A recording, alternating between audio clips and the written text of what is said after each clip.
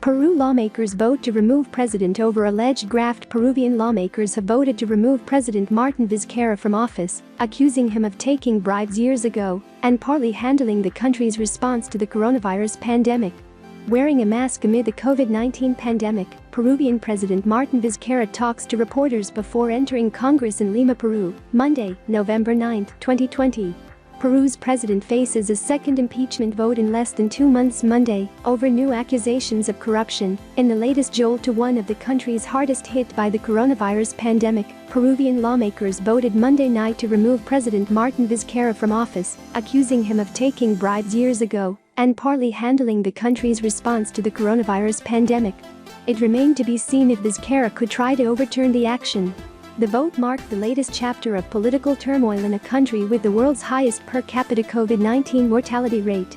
The president denied any wrongdoing in a forceful speech before Congress, but lawmakers said they didn't believe him. They also lambasted his response to the virus, pointing to rising poverty, deadly oxygen shortages, and the country's misguided use of rapid antibody tests. Vizcarra is accused by opposition legislators of taking over $630,000 in exchange for 2 construction projects when he was governor of a small province in southern Peru from 2011 to 2014.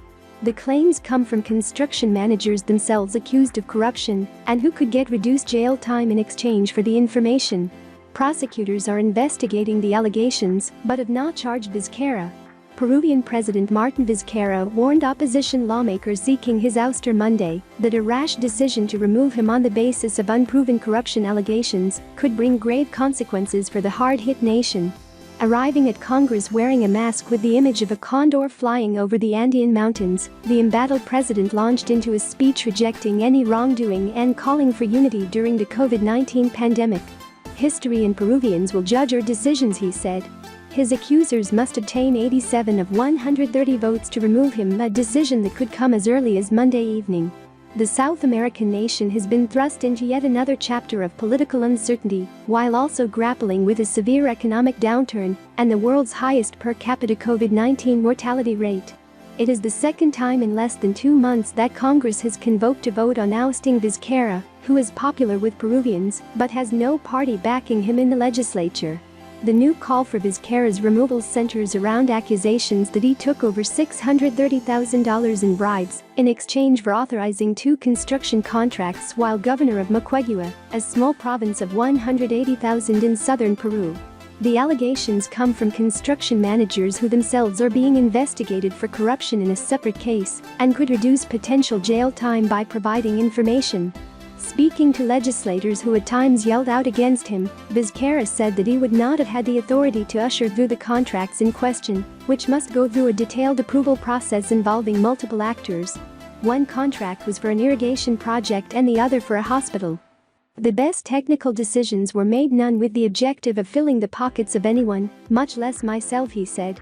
He told legislators it would be potentially disastrous for Peru to remove a president on the basis of statements from people under investigation themselves, and with possible ulterior motives, to accuse him of wrongdoing. In Peru, lawmakers can remove a president on the vaguely defined grounds of moral incapacity. It would increase fears about the viability and institutions of Peru, he said.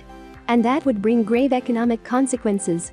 Peru has experienced one of the world's worst virus outbreaks, with at least 34,879 deaths and 922,333 infections in the nation of 32 million.